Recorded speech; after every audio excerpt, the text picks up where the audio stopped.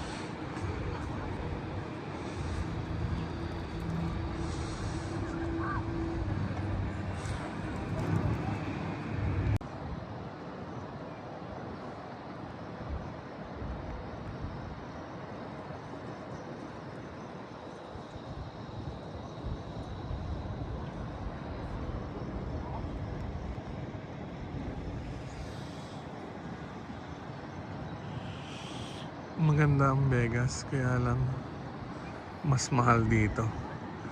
Sa LA nakakapag-train pa ako eh. Pero dito sa Vegas, puro Uber talaga. Ang hirap talaga ng pag nilakad mo, ang lalayo.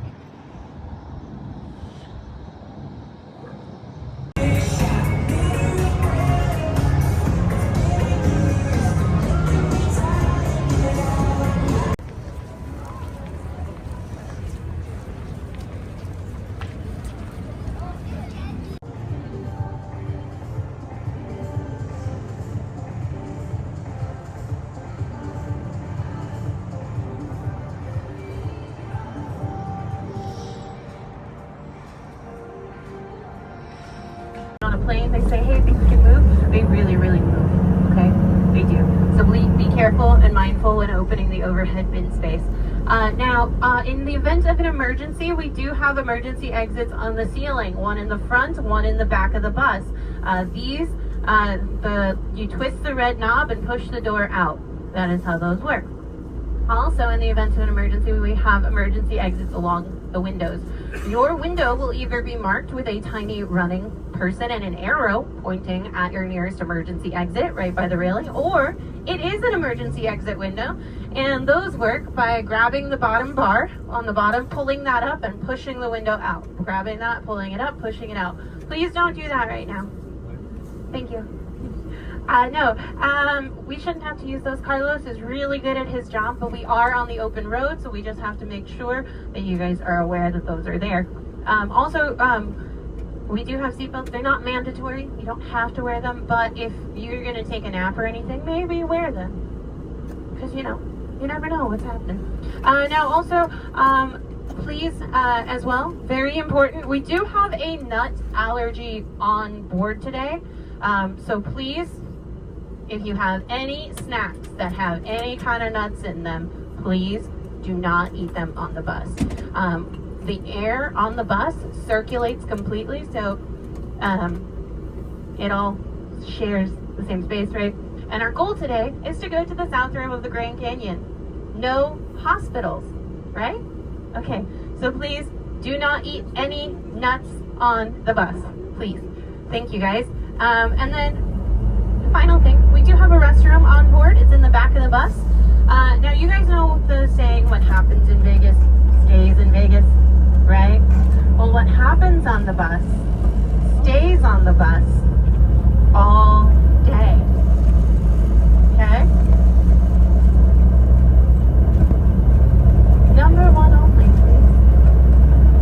The emergencies only, because again, the air circulates through the whole bus. We'll know pretty quickly. Yeah, just so you guys know. Let's keep that in mind.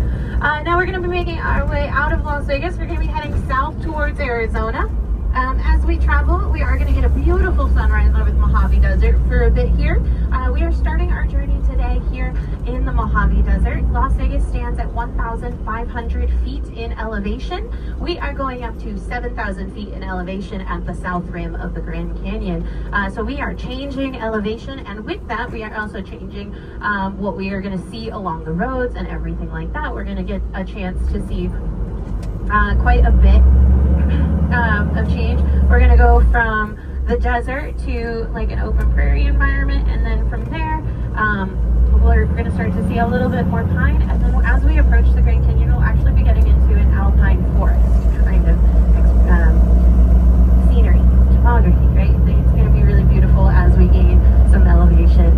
Also, sometimes we get some snow flurries around this time. The weather is unpredictable a little bit in the Southwest in the winter. So yeah, you might see some snow. It might be close to us, it might not be at all. Because sometimes it'll snow on the rim of the Grand Canyon, and then by the next day it's gone. So I can never guarantee you what we will or will not see in terms of snow-wise, but we will see the beautiful Grand Canyon as we make our way. Now, I am going to go ahead and take a moment to send in our lunch order here. And then also, on board today, we do have Wi-Fi available. It's Canyon Coach 26 is the network. It should be one of the only networks that comes up right now because we're moving. And then the password is Canyon, capital C, 2024 $. Canyon, capital C, 2024 $. And I have it here on this little sheet. Again, Canyon Coach Lines 26 should be the network. And then I'm going to hand this back and just pass it back this way, then this way, you know. I would recommend taking a picture of the Wi-Fi password because sometimes halfway through the day, since we go to the edge of the Grand Canyon, we're in the middle of nowhere for some of our drive, you know, it will ask you for the password again once we get service back because it goes in and out sometimes. It's just like cell phone reception, okay guys? So just so you guys know. But I'm going to go ahead and hand that back, and then I'm going to send in our lunch orders, and then I'll start talking a little bit more as we head out to Arizona here. Balloons, there are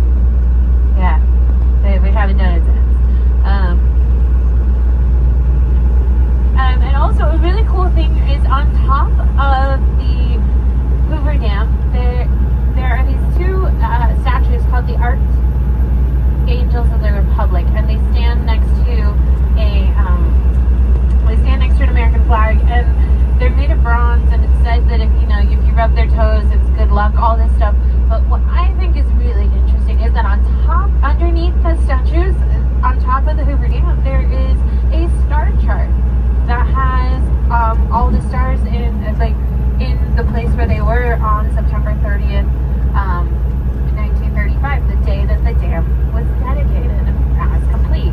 And it was because the main architect wanted to make sure that anyone from anywhere at any time would come and visit this area and know that when this was built by reading the Star Trek. I think it had to do a lot with like archaeological discoveries that were happening around the 1930s, and how he thought, you know, ancient civilizations, like there are things we don't know and we would love to know, so why don't we do this?